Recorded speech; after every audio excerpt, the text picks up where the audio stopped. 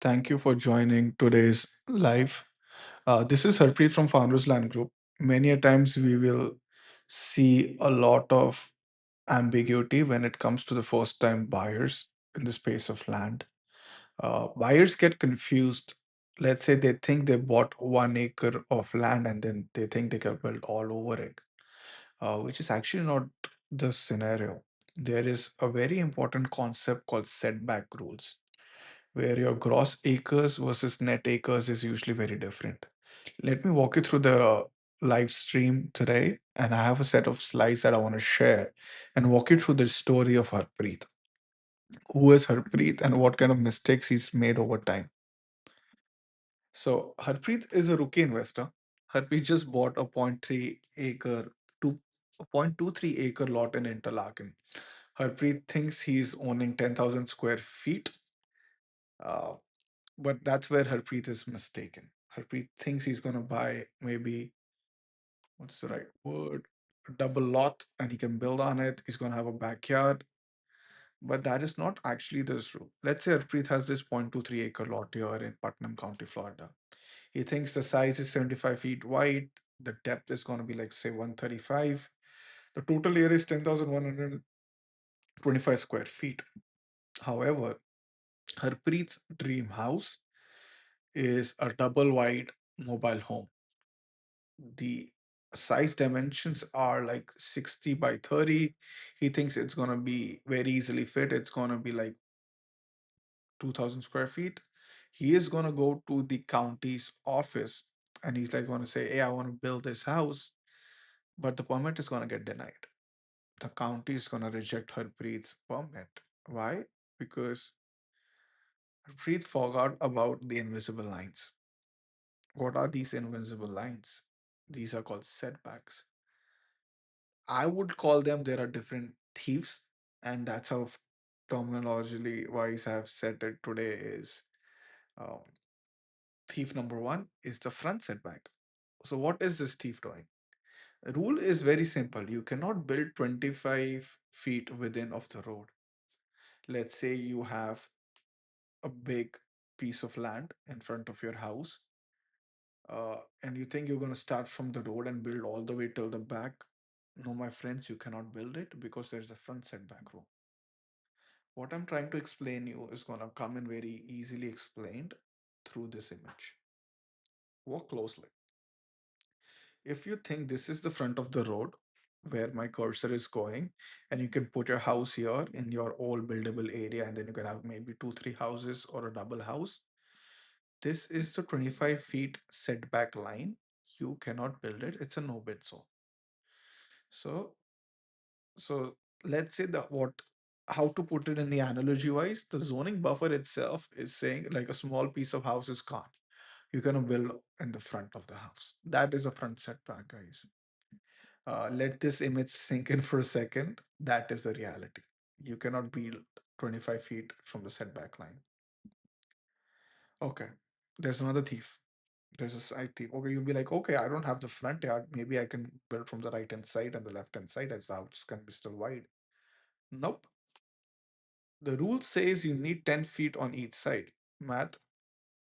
So what Jim was doing with 75 width is now 55-inch width. So 20, like the 20, 10 and 10 feet width has gone. So he's lost technically 7,700 square feet of side yard. Uh, I think this image sums it up very correctly. The side setback, the tunnel effect. Now the initial original width was 75 feet. The 10 feet on the side setback has taken from both the sides, which are now the no build zones. So what you have left is the tunnel effect. That is the new buildable width. So just to summarize, you've lost 25 feet in the front, and then you've lost 10 and 10, 20 feet on the sides as well. So this many a times buyers are not educated about what kind of lot they are buying and how much is the zoning gonna impact the buildable area. Again, each county is different. The zoning laws will be very different. I would always advise you as a buyer to do your own due diligence. Don't take my word for it, but definitely call the county and understand, because these zoning laws change time through time. So what happened with this impact is your lot is now a narrow tunnel. This is just a keyword I'm using for you to understand the tunnel effect. The lots are still big enough, but it's the buildable zone that you need to be aware of even before you start building on it. So the front 25 feet has gone on this. The right hand side 10 feet and the left hand side 10 feet has also gone. But there is another thief. I call it the rare setback. If you're thinking, okay, no problem, I'm going to build till the end of the lot, I'm going to have it and I'm going to touch, you need 10 feet back from your neighbor. You cannot just build a lot right away where your house is touching the neighbor's boundary line. County has rules for this as well. It's called the rear setback. So what happens for that 75 width of the lot which you have, the 10 feet of depth goes away. I'm going to show you another image that summarizes that also correctly. So for this specific, there's a 10 feet square feet gone as well. So if you guys are planning a big deck, you gotta say goodbye to it. Uh, Again, these lots are very big. They are very much buildable. But these are certain setback rules that everybody needs to be aware of. And many times, as land buyers or a first-time land buyer, you wouldn't know about these. Um, but yeah, that's the backyard squeeze, guys. The 75 square feet is gone. You cannot build on the back. There are certain setbacks in the front, 10 and 10 on the side. And that's where the result comes into a shrinkage. So you might have a gross area of 10,125 square feet, but the net buildable area is 5,500 square feet. If for some reason these square feet are confusing, you let me know. I can put in an easy calculation. But most of the areas are calculated by square feet, and that's how county will understand. So Jim technically lost 46% of his land. And Jim is no other person than Harpreet. It's happened with us. So that's a story I like to always share. Just being candid with you. So what just happened here? What just happened here?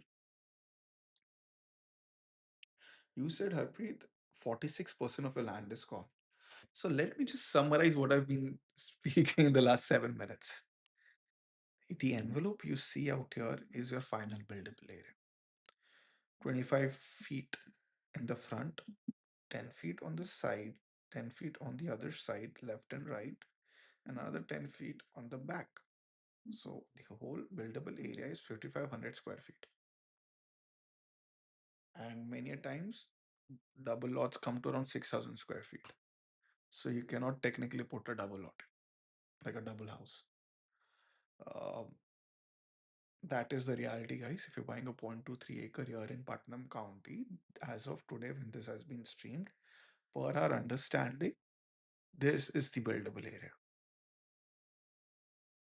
So just to get you aware and understand and make you guys understand, this is the ground reality. I know. Now here's the twist. I know there are some very smart buyers who think corner lots look premium. They think they have two front centages and they think, you know what, it's gonna have double access and I'm gonna buy a corner lot, I'll have more space. Let me explain it to you. When you have a corner lot, I know a lot of people love these. I love them myself, but the setback rules are different. Remember the quick math when I was explaining you guys on the corner lot? Like usually from every side there's 10 square feet. That's 10 square, like 10 feet off uh, as the side setback. Here it's going to be 25 feet on the side, because what's happening is the county is going to consider your lot as a second road frontage, and just as a frontage has 25 foot of setback, now you're going to have two setbacks of 25 foot each on each side. So it's going to bring down your area much smaller. I call it the double whammy. Instead of losing 10 feet on the side, you lose 25. Jim's buildable width shrinks from 55 to 40. His house now no longer fits. And if your goal is to build on a corner lot, this is where you might get it wrong. Let this sink in. It is a very important concept I want you guys to be aware of. And it happens time through time with a lot of buyers. So just to recap it, I feel images do a very good job. Um, Again, so this is the corner lot you bought. There is a street A in the front. There is a street B on the other side. I know, let's say, for example, if this was the 25 feet which you're losing for the setback, instead on the left going to 10, now this has become 25 feet. So the original width was 75, you minus 2 feet. So technically, you just have a buildable area of 25 feet now. And let that be a reminder for anyone who's buying a corner lot. Again, this is what I understand. That is what my math is. I am not a surveyor. You should always double check and get a survey done. But from what we've heard, the stories we know, these rules are existing, and especially for corner lots, buyers come across these issues time to time when they actually want to build. And the last thing you want is you've had a site that you want to build for future use, but the setback rules are different. And unless you're just camping and you want to fence around, if it's a double lot, nothing like those. But if it's like a 0.23 acre corner lot, just be mindful, guys. This is another setback rule that you need to be aware of because you lose a lot of buildable area to setbacks. Another interesting concept. Now we've expanded our inventory to Washington County. In Washington County, there's an area called Sunny Hill Rules. Sunny Hills have unit 1 to 19 is deed restricted. So not only you'll have setbacks, you might also have a minimum size of like a site built home and has to be 1,000 square feet. So you need to do the math really correctly if you want to build a site built home. A lot of people have built on it, but I don't want you to end up buying a zombie lot. Let's say if it is like a 0.17 acre lot,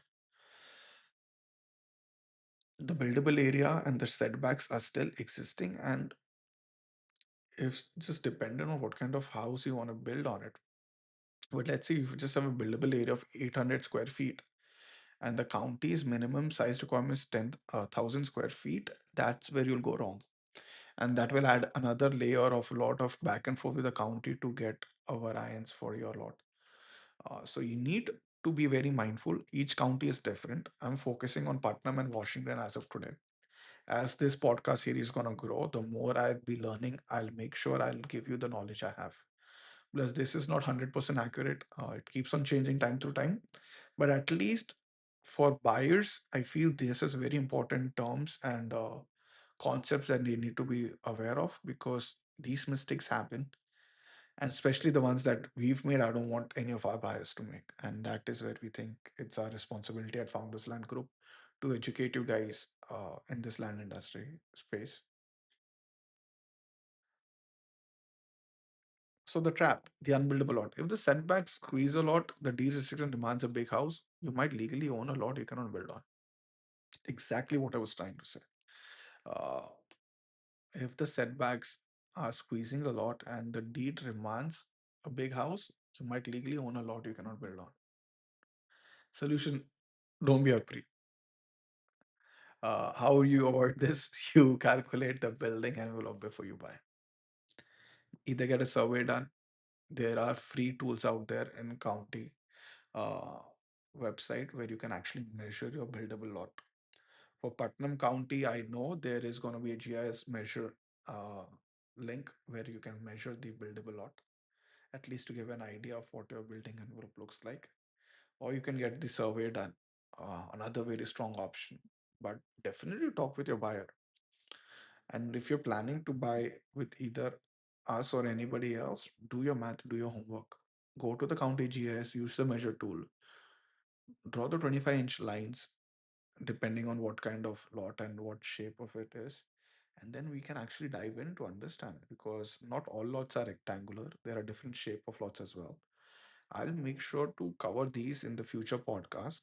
But again, this is for a standard lot, which a lot of buyers are buying. And it's my responsibility to educate you guys so you can understand what's happening here. Especially with these lots, I feel it is interesting. Like,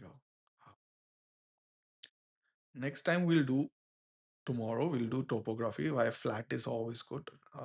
Just so you understand different type of land terminologies and what kind of ground you're buying in.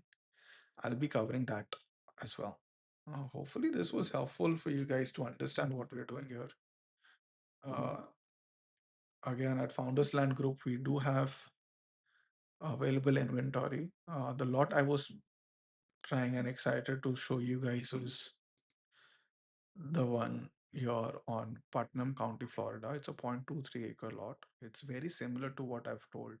It's very well usable and buildable for a single family home, if that's what is interesting you guys. I'm still offering $1 down on this. If you're watching this live stream, we can arrange terms for you to buy this at. Uh, and I really love this lot. Just look at the pictures when the sun comes out. If this is something that is you guys want as your future getaway, do let me know. Reach out to us. There are multiple ways you can connect with me, and I'll be more than happy to talk about this specific lot. Right now, it's listed at 6995. We do have a closing cost for $495. And if you're watching this stream, let me know if you've come through it. I'll make sure that I'll give you 20% off on the document processing fee. There's another way you can connect with us is just book a video call with me. You can select a time and space and just enter your name, email, and the phone number, and then we can discuss. Either be this lot or the future once we have more coming in an inventory. Uh, More than happy to guide you guys through. And if you want first dibs on it before it goes to the market, just put your email address here and get priority access. I've put in a barcode you guys should be able to see on your screen. Just scan it and it's going to redirect you to our website. And there you can see all these listings and the useful links. I'll be also starting a blog post series where you can understand whatever I've been covering uh, on my podcast every day, and just another way of you to just go through and understand how these mm, stories come into play. I'll have a small snippet where you can understand how it works with the tax collector, banker, and all those whatever you're covering. And it's going to be just like a quick bite.